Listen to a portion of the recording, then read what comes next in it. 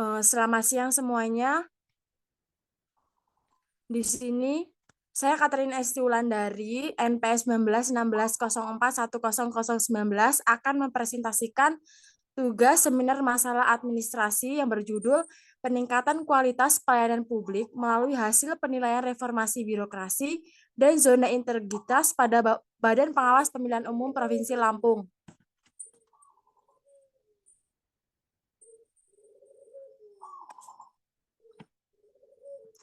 Latar belakangnya yaitu tingginya tuntutan masyarakat akan terwujudnya birokrasi yang transparan, akuntabilitas, bebas dari korupsi dan nepotisme atau KKN, mengakibatkan reformasi birokrasi merupakan hal yang harus dilakukan oleh instansi pemerintah.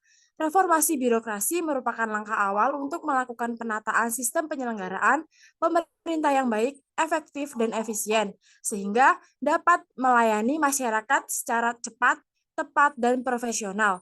Konsep ini sudah ada sejak terbitnya Peraturan Presiden Nomor 81 Tahun 2010 tentang Grand Design Reformasi Birokrasi yang mengatur tentang pelaksanaan program hal reformasi birokrasi.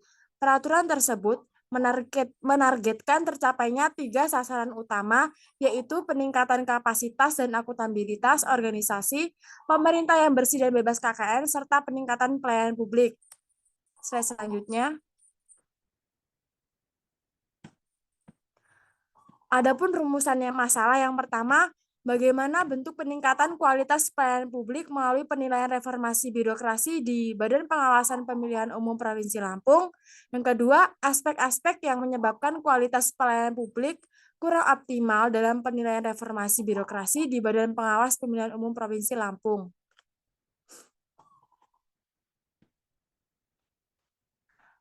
Adapun tujuan penelitian yaitu yang pertama, mengetahui bentuk peningkatan kualitas pelayanan publik melalui hasil penilaian reformasi birokrasi di Badan Pengawas Pemilihan Umum Provinsi Lampung ini. Yang kedua yaitu mengetahui aspek-aspek penyebab kualitas pelayanan publik kurang optimal dan penilaian reformasi birokrasi di Badan Pengawas Pemilihan Umum Provinsi Lampung.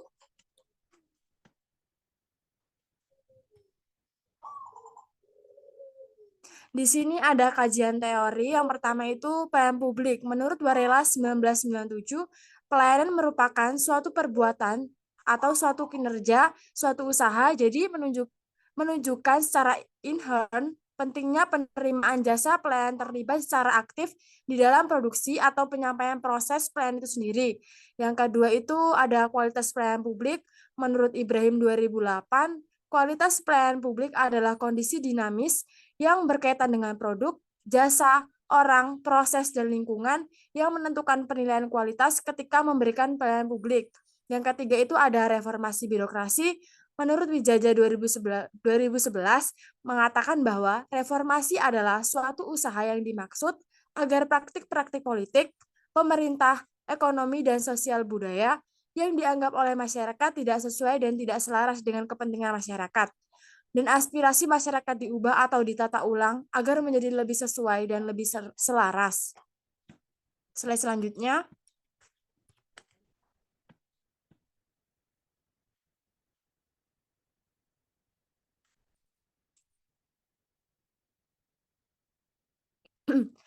Metode penelitian yang pertama itu ada jenis penelitian. Rancangan penelitian ini menggunakan metode kualitatif.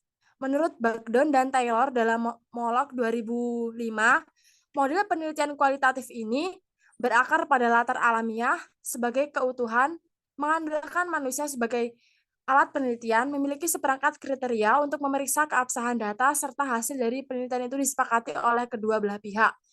Yang kedua itu ada sumber data. Dalam penelitian ini, desain penelitian yang digunakan yaitu desain penelitian literatur review.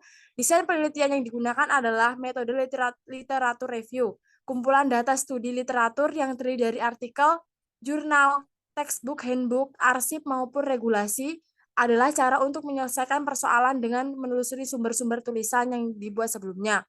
Lokasi penelitian di Badan Pengawas Pemilihan Umum Provinsi Lampung. Sekian presentasi dari saya. Bagaimana para pembahas? Jika ada yang ditanyakan, saya persilakan.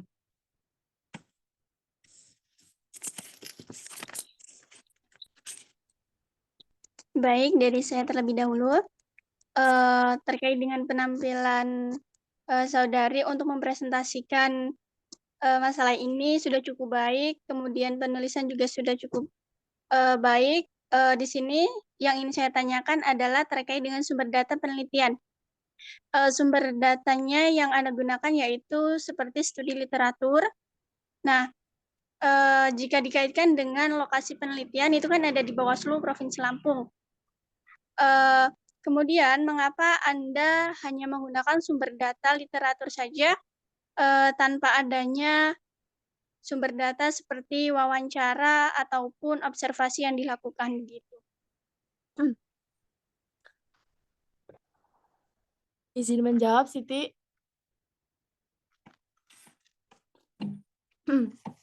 Saya menggunakan studi literatur review karena saya menggunakan kumpulan data studi literatur dari jurnal yang saya acu yaitu jurnal, textbook, dan handbook. Jadi saya tidak menggunakan wawancara. Terima kasih. Apakah sudah Baik. cukup, Siti?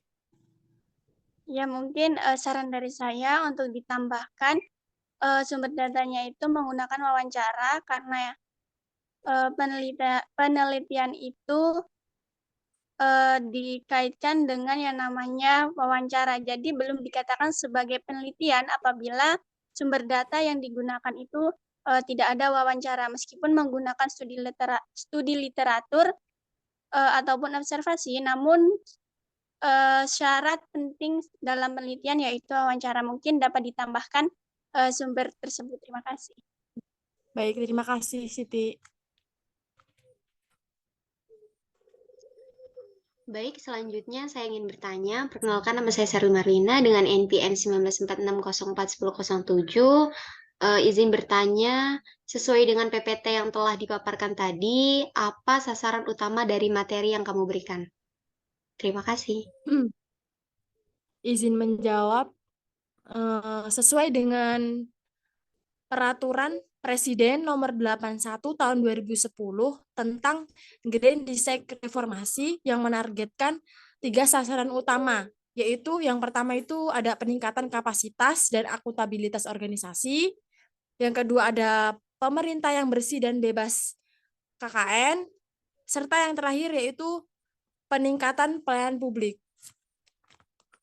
Gimana, Saudari Sherly? Sudah cukup, terima kasih. Saya cukupkan presentasi saya pada siang hari ini. Jika ada salah kata, saya mohon maaf. Saya akhiri. Terima kasih.